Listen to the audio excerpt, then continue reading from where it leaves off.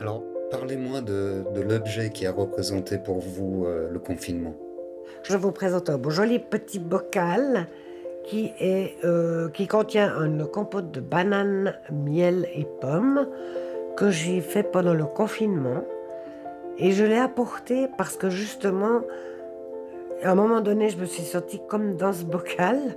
Ouais, parce qu'alors vraiment celui-là, ça a été un copain, franchement.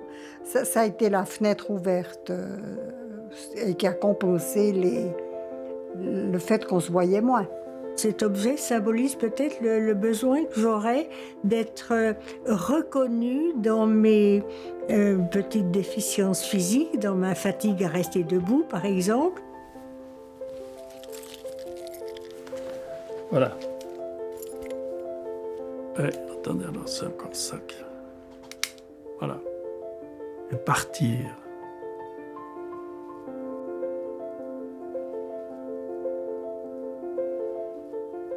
Et est-ce qu'il y a un moment ou un autre, vous avez eu peur?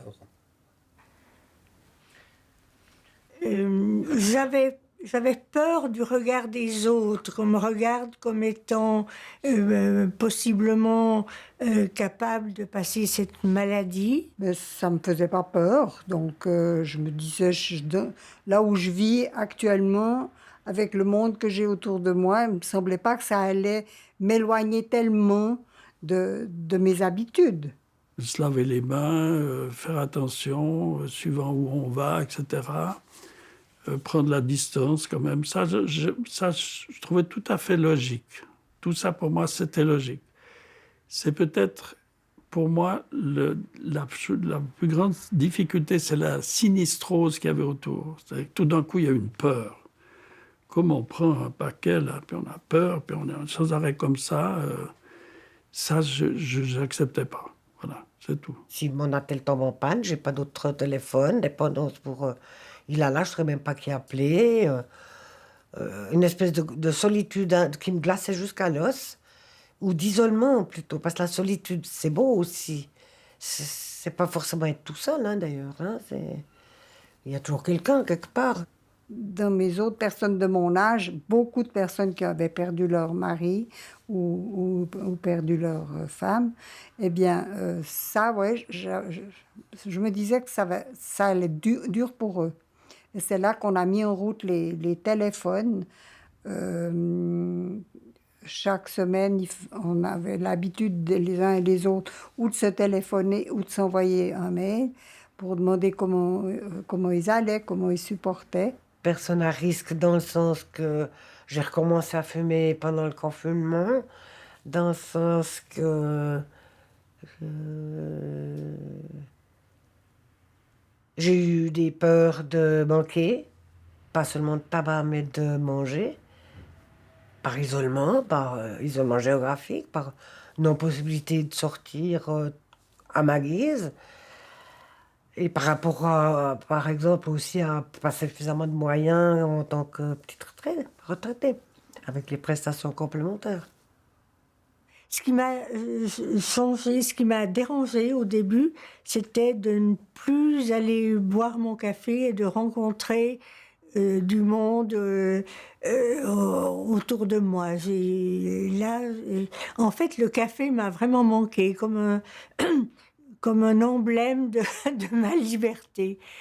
Mes petits-enfants qui sont dans la même maison, je pense que le papa leur avait bien signifié qu'il fallait avoir de la distance avec nous. Et puis c'est comme c'était eux qui allaient faire nos courses à ce moment-là.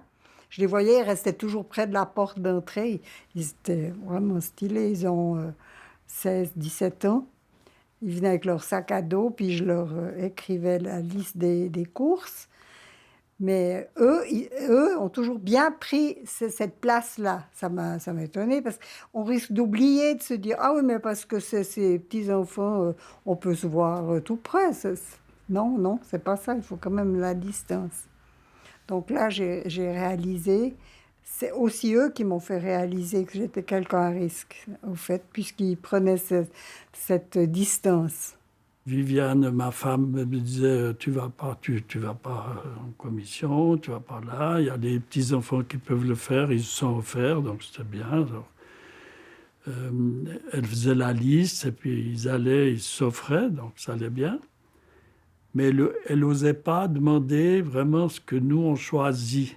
Vraiment, c'est ça que je disais. Parce qu'elle les protégeait, en fait, aussi à travers ça. Pour moi, alors, je ne comprenais pas ça. Je disais, écoute, dans la liste, tu n'as pas mis ce que... Il manque ça, ça, ça, ça. Alors, un jour, je dis, non, moi, je pète les plombs. Je dis, écoute, je vais jouer de l'orgue. Puis, je suis fidèle à Migros. Voilà, c'est un peu ça. Et quand je me suis rendu compte à la Migros que c'était pour tout le monde la même chose, j'ai fait la file indienne, et puis j'ai traversé le champ, etc. Et ce qui était horrible, c'est de voir que les fruits me souriaient, les légumes me souriaient, tout le monde, tout ce qui était à prendre dans le choix, ça me souriait, mais les gens, pas du tout. Ils en étaient tous tétanisés par cette histoire. Et est-ce que vous vous êtes senti stigmatisé depuis que le Covid est arrivé? Oui, parce que on nous a parlé d'une limite au-delà de laquelle on risquait d'attraper cette maladie. C'était toujours les 65 ans et plus. Et moi, j'ai été tout de suite révoltée par cette limite parce que je trouve que les personnes âgées sont très, très variables. Et c'est une limite socialement établie. 65 ans, on ne travaille plus comme si on n'avait plus de valeur à ce moment-là.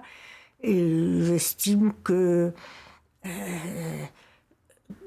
les personnes sont différentes les unes des autres et que c'était une manière de stigmatiser qui m'a été fort désagréable.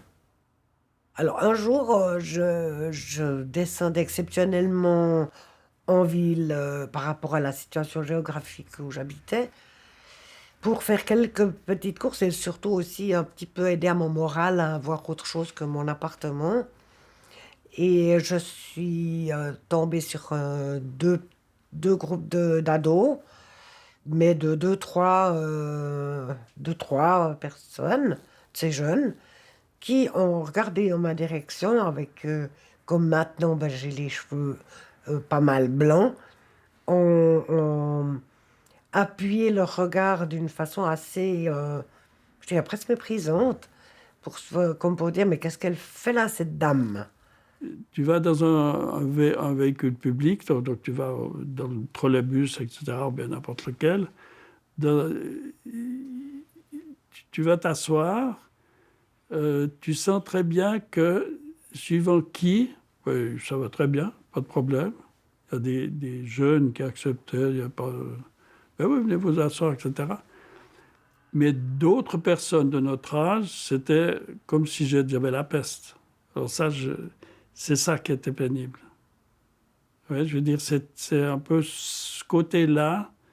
On ne se connaît pas, mais en plus de ça, on est pestiféré. Et puis les personnes de notre âge, on les a moins rencontrées. Parce que quand il y a deux personnes à risque qui se rencontrent, c'est un monde, hein, je sais pas.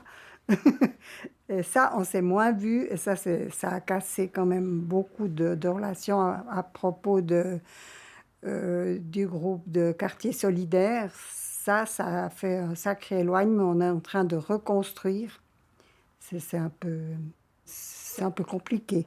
Et comment vous vous êtes adapté? En fait, je me cantonne beaucoup plus chez moi. J'ai la chance de pouvoir faire des achats, des repas simples et mes amis viennent me voir. J'ai la chance d'avoir quelques amis, jeunes d'ailleurs, qui aiment bien venir passer une soirée chez moi. On mange ensemble. J'apprécie d'autant plus de partager ces repas.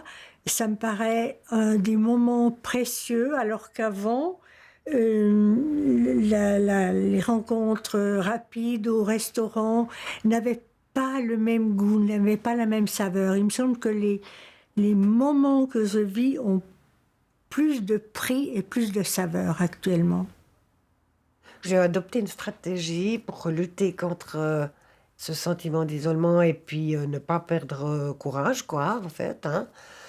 C'est de me dire, eh bien, augmente tes défenses immunitaires physiques, mais aussi tes défenses, ta possibilité de ressourcement. Qu'est-ce que tu peux faire pour justement augmenter ce potentiel de ressourcement chez soi tranquille. Avec quoi, quels moyens, j'ai quoi chez moi? Ben, j'ai Internet, j'ai ci, j'ai des livres, j'ai ça. Tiens, est-ce que tu as envie de dessiner, même si tu sais pas dessiner? Oui. Eh ben alors fais, gribouille. Enfin, voilà. Et faire des téléphones à des amis pour se soutenir. Comment tu vas? Enfin, voilà, discuter de la chose. Même 1 heure et demie de temps au téléphone, tant pis. Alors moi, je pense que c'est une chance d'être en couple, alors ça, tout à fait. Mais c'est aussi une volonté, hein. Voilà, c'est ça que je veux dire. C'est que ça veut dire aussi une transformation de soi, un autre regard sur soi, pour ne pas sombrer complètement ou se taire, s'aplatir comme ça, puis alors ça, on perd complètement le sens de sa vie. Alors avec mon mari, ouais, c'était chouette que je disais, c'était le moment de mettre en valeur ce qu'on avait. Ben, le mari, ça fait partie de ce qu'on a et qui empêche cette solitude. Alors ça, c'était... nous, ça nous a beaucoup rapprochés. Je me sens vieille et le droit de l'être. Il y avait comme une injonction à rester jeune, dont je ne me rendais pas compte. Il y a un certain jeunisme qui était imposé par la société, et pour moi, cette injonction s'est envolée. Pour moi, ça a été carrément un bienfait, cette période qui m'a permis de me reconnecter avec un vrai soi.